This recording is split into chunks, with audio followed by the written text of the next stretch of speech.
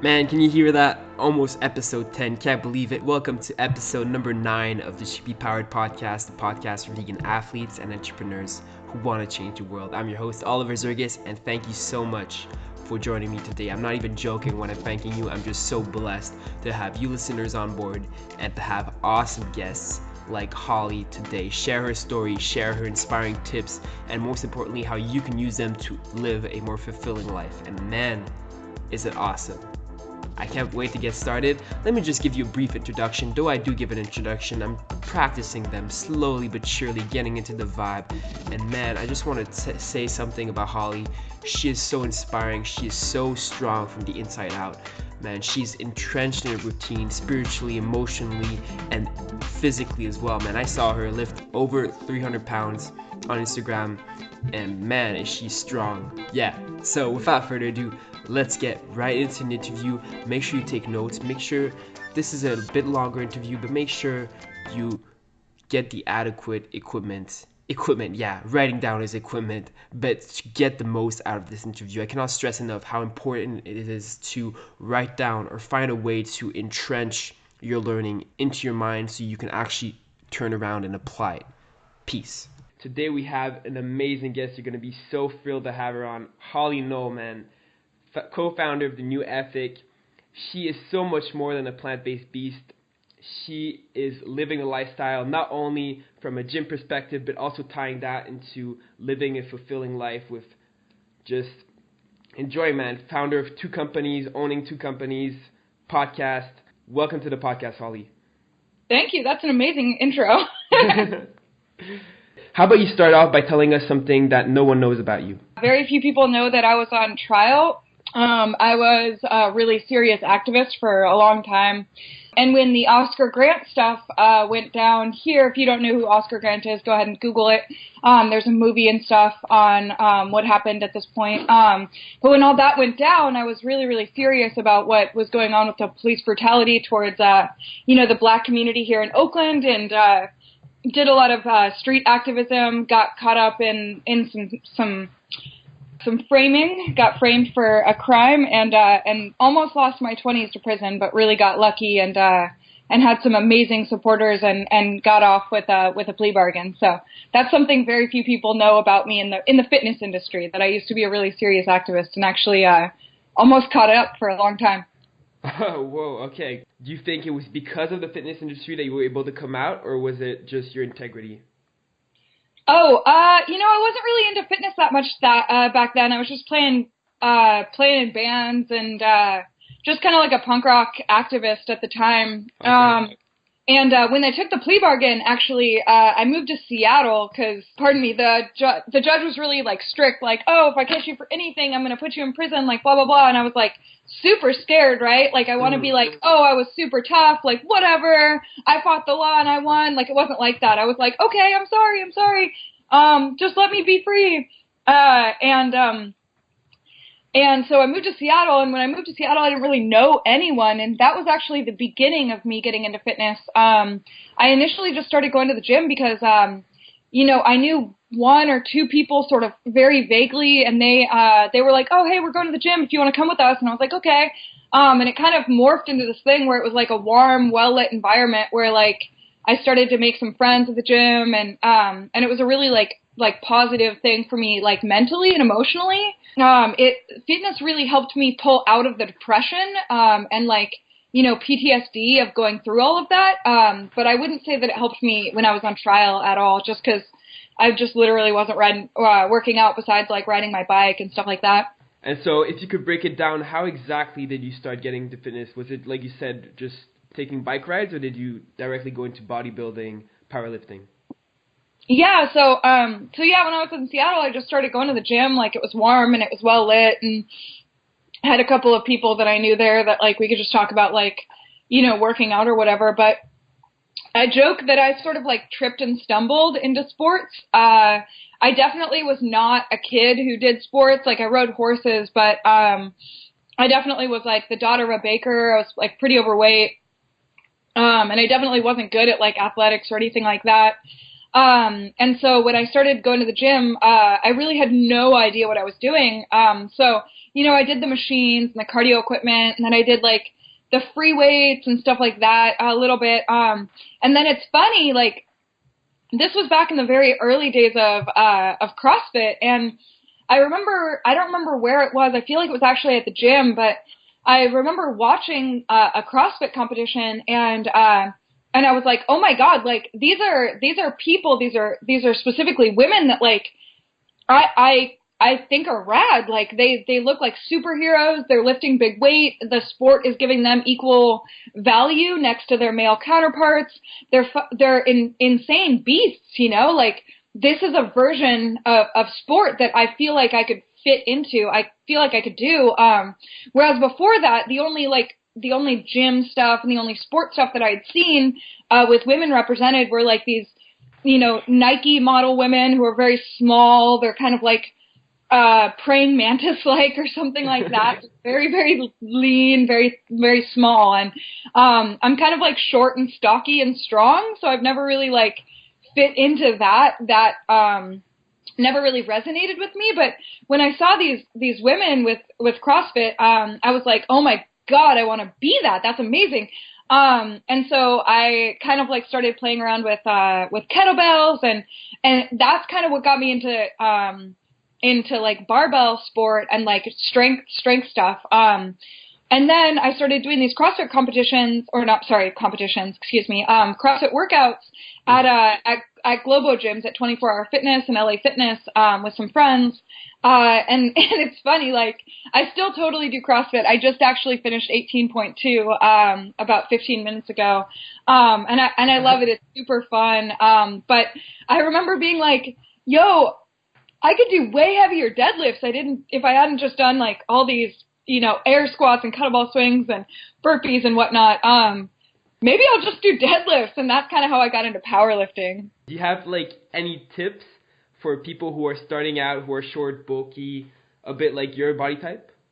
Yeah. So, first things first, like don't try to be what you're never going to be, right? Like, I feel like a lot of people like find this fitness ideal or like beauty ideal, like male and female and all gendered people, kind of like idolize these beauty standards or these strength standards that just aren't going to work for them. And you kind of got to find what's going to work for you, right? And find what you're naturally good at, and you're going to enjoy that a lot more than trying to force yourself into these standards that are really difficult, right? So like when I was like in powerlifting, I was doing like bikini photo shoots and stuff like that, and that wasn't working for me. It was just putting me in this like downward spiral of like under eating and then underperforming, and it was really frustrating. And when I stopped worrying about, trying to be super small and not too much like muscle or whatever, and just like put myself into a headspace of like being proud of my accomplishments and trying to eat and perform for strength, I found that I loved the way that I looked so much more than when I was trying to pour myself into a beauty ideal that didn't fit my body naturally, or my brain naturally, which is a really important part of the whole thing. And like, I think the biggest piece of advice that I would give to literally anybody in getting into strength sport is if you're not having fun, then stop. Like, if you're not enjoying the process, then, what the hell is the whole thing for? What is the point? Like, and when I was like super dieting and like not eating enough and doing hours of cardio, like who has fun doing that? Is not fun for me.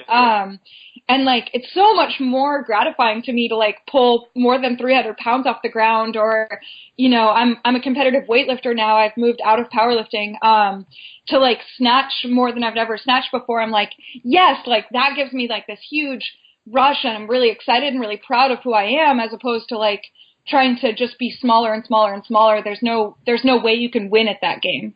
So yeah, find what makes you happy, find what you have fun doing, what, drives you, and do that. Don't try to fit yourself into, what you think is expected of you.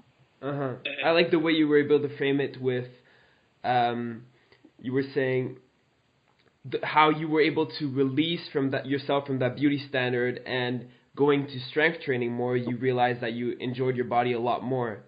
Yeah, and what's really funny is I I finished Plant Built a few years ago, and I dieted super, super hard to get into that. And at the end, I knew I was unhealthy. I knew I was like had a bad vision of food, and so I was like, okay, cool. I'm gonna spend some time. I reverse dieted out of that space I was in, and I spent some time just eating intuitively and training intuitively and not pushing myself super hard, which I think everybody should do after they accomplish something. And what's funny about it is that I like the way I look aesthetically so much more than I ever did when I was like super dieting, because I like a more a leaner, muscular look as opposed to like a softer bikini look. I like it so much more, and so I would never have known that if I had stayed on this course of like everything that I was doing then. If I let go and did everything, like I'm so much happier with food, I'm happier with performance, but the important part to note in that story is that I'm also way happier with my body. Mm-hmm. Yeah, and especially I think unless you're able to distance yourself for like bodybuilding, because I know a few people that are really into bodybuilding and they're able to get away from themselves and just focus and turn that into a sport in and of itself. But for a lot of people, it becomes very dogmatic and they just start calorie restricting and it just becomes a whole nightmare. So yeah, man, like if it works for you, then you should do it. And I know some people, I have some really great friends who are all aesthetic athletes, and they love it. They love the cardio, they love the reps, they love the diet, they love the regiment, and there's aspects of all sport that you don't like, but they've got the brain for it. I just don't have the brain for it, and it's all good with me. Mm-hmm, mm-hmm. So, man, we could go on this conversation for hours, but maybe going into the technical stuff. How does the first 60 minutes of your day look like?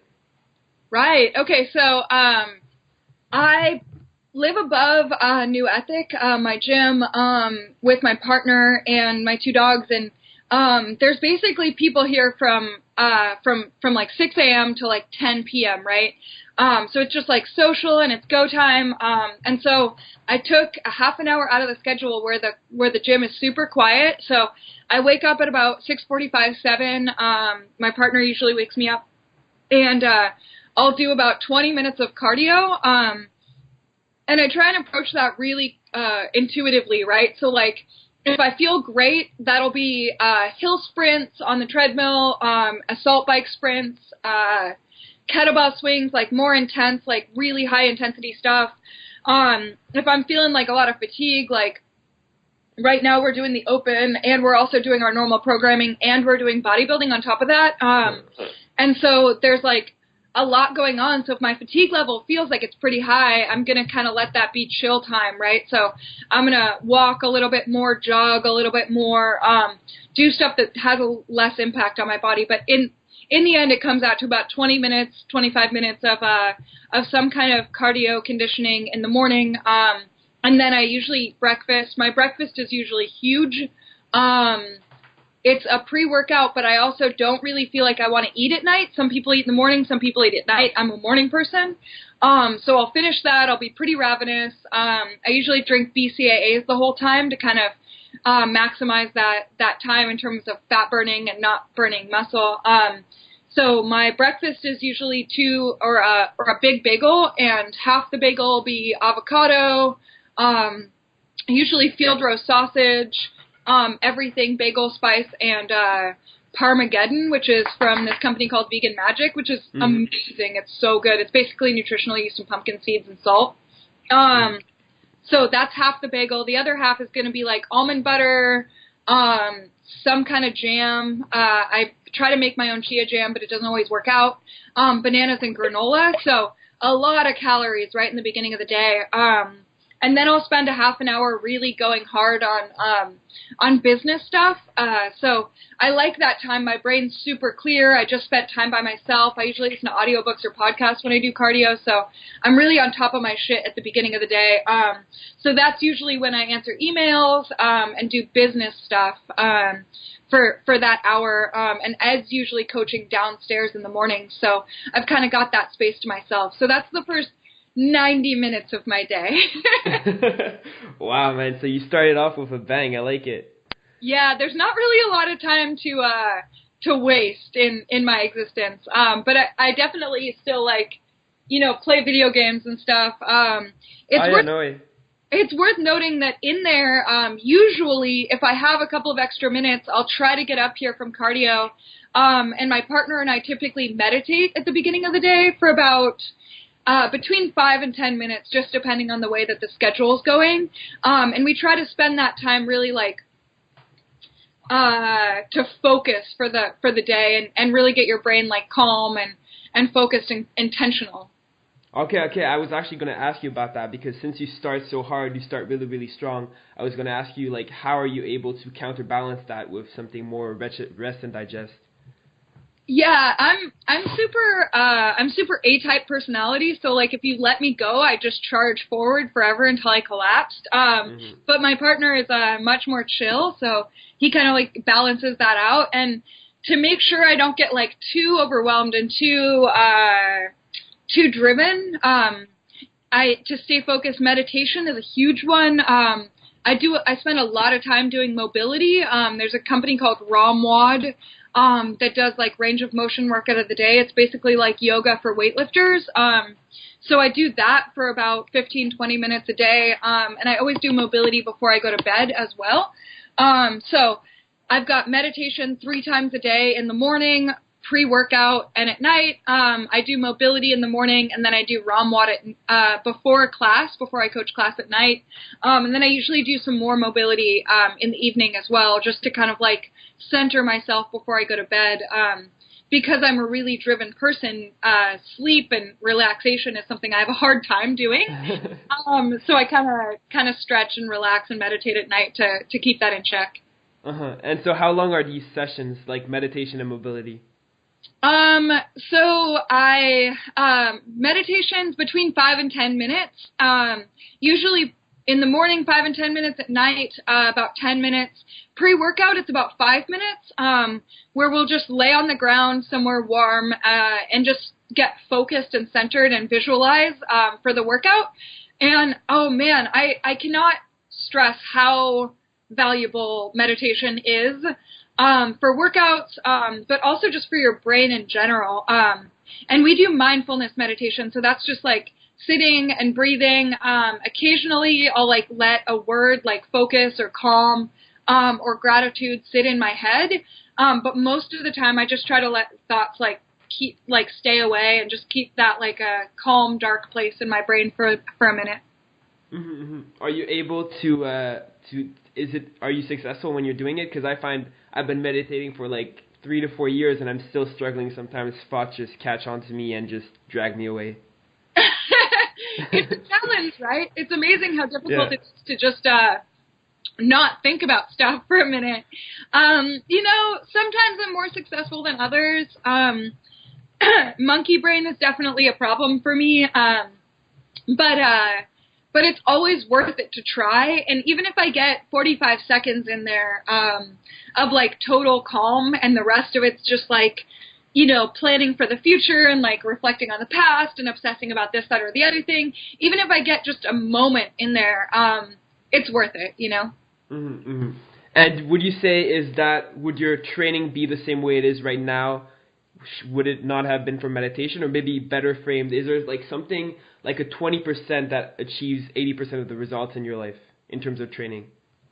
Yeah, I think the most important thing when it comes to training is your mental state. The more focused you are, the more confidence you have in yourself, the more you can believe in your ability, and believe in yourself to accomplish things you've never accomplished, because that's really what we're trying to do with training, right?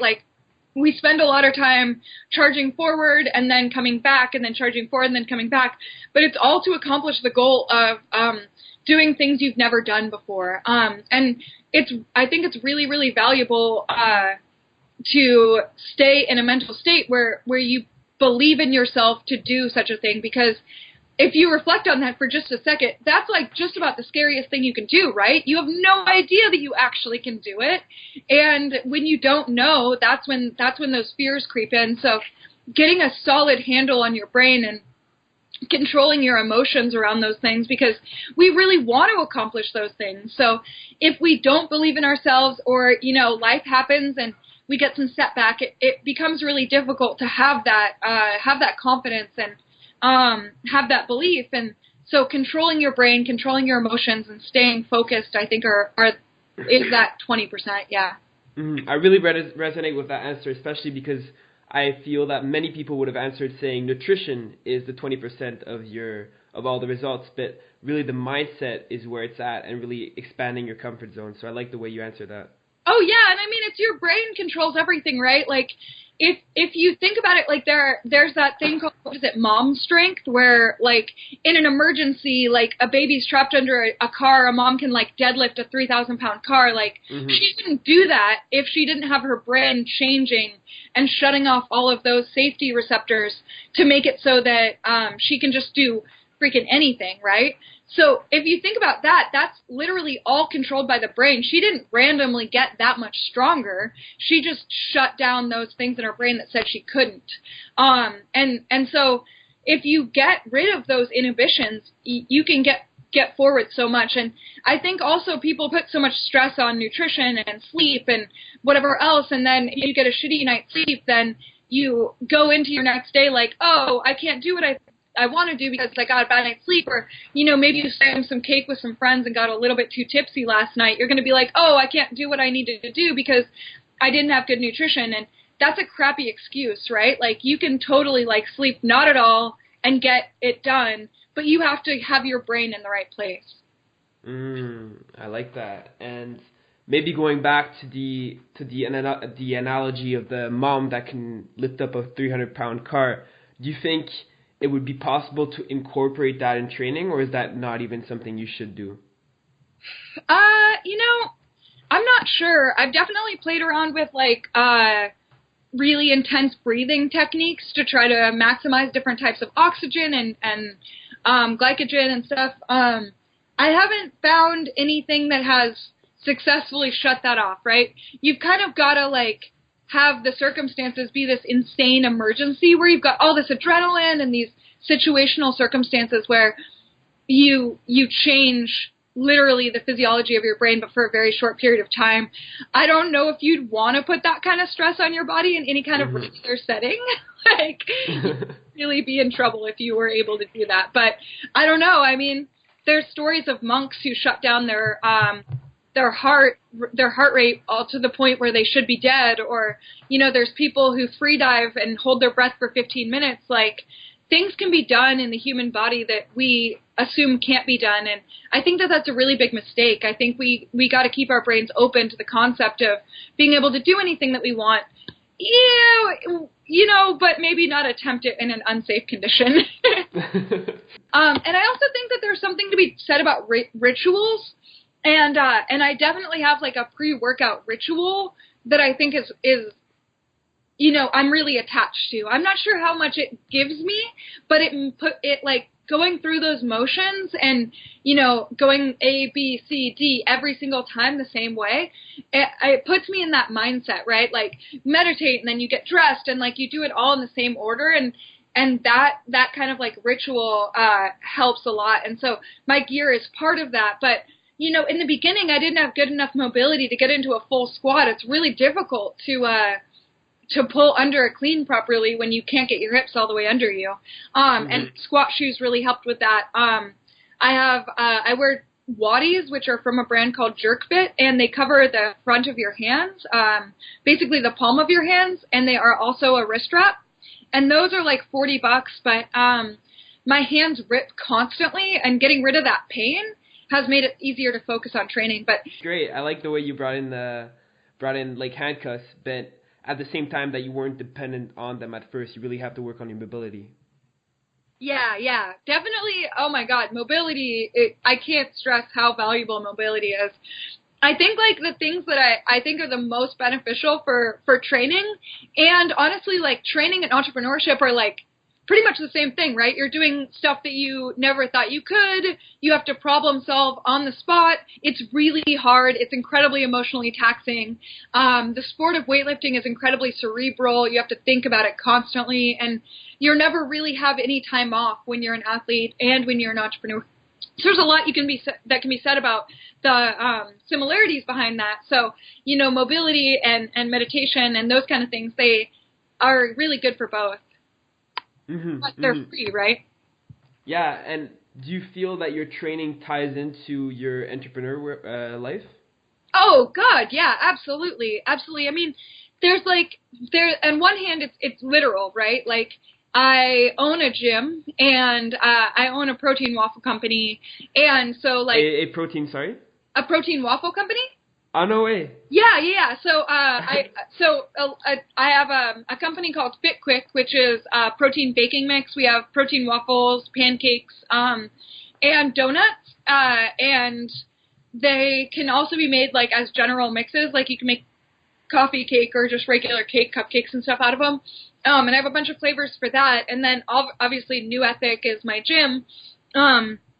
And then XVXH is my Instagram, which but they're all like totally intertwined, right? So like my training is up on my Instagram, which kind of represents the gym, and then people see my training and then they are like, oh, what fuels that? Oh, Fit Quick Waffles, so it's like, it's all super intertwined. And then like I said, like the things that fuel one also fuel the other usually. Like if you're eating well, your training is going to go well, but also your brain's going to be working and you're going to feel good, so you're a better entrepreneur. Man, I like it. I'm just checking out the waffles right now, and I like the way you bring that up and you tie it into, like, it's more than just about performance, it's also about enjoying and feeling good, and I think the waffles tie well into that. Oh, yeah, absolutely. And, like, the reason I started that company is because I was doing, like, bikini shoots and stuff, and I'd be posting, like, a waffle with protein ice cream on it, and then posting, like, really lean pictures, and people would be like, how are you doing this? And I'd be like, oh, hey, here's the recipe, and people would try to make it. It wouldn't work for them properly. And then I just started getting these people who were writing me independently, like, hey, if I PayPal you, like, $20, can you, like, send me that? And I was like, did that a bunch, and then all of a sudden, like, people were, like, asking more and more and more, and I was like, wait a second, this is a business. So, I really, like, that company started because I was just, like, having fun with my food and trying to have the best experience, even though I was, like, in a calorie deficit and, like, lower carb and lower fat, and, like, other people really resonated with that. And it's the same with New Ethic, like, we're having fun, we're lifting weights, and, we're playing with dogs, and we're in this space, and the business really is just here to facilitate the community, right? Like, if we weren't getting paid, we wouldn't be able to pay for the space, and the community wouldn't exist. And so, like, I owned a lot of companies that were purely, like, for profit before, and these two companies are like, I love this shit, so I want to share it with the world, And, like, looking at them, they look really delicious. Is there anyone in particular you would recommend? It may be a hard question, but... Oh, like flavors? Yeah. Oh my gosh. Okay, so my favorite flavor used to be the birthday cake, because anything with sprinkles is fantastic. The flavor I like the most is actually just about to come out, and it's cinnamon bun with caramel chips. And that's crazy good because, like, you've got the, like, squishy caramel chips in between, like, really cinnamony dough. But that isn't out yet. Obviously that will be coming out soon. And the flavor that's the absolute hands down most popular by, like, a huge margin is the double chocolate brownie. Okay. I really want to try them, actually. The pizza one is really good, but people... The pizza? Yeah, you, like, put some batter down and then put, like, vegan cheese and, like, pepperoni and stuff, whatever feels, whatever pizza things you like, and then put some more batter down on top of it and then close the waffle maker, and it makes, like, a waffle calzone thing. It's so good. But, like, people are like, pizza waffle? What is that? Yeah, I imagine. And, man, there's, like... And so how can people connect with you? Yeah, so For now, Instagram seems like the best way, and my Instagram name is xvxh. And so you can find me there, add me there, shoot me a DM, whatever. And there's a link to the website, newethic.net, up there as well. Fig Quick Waffles is in the store for New Ethic, so that's an easy way to get there. And then you can always email me at newethicstrength, NEWETHIC, strength@gmail.com. So that's the easiest way to kind of like get involved with that. So check out the website, check out my Instagram, shoot me an email, shoot me a message on there. You know, I love connecting with everybody out there. So, yeah, I'd love to talk.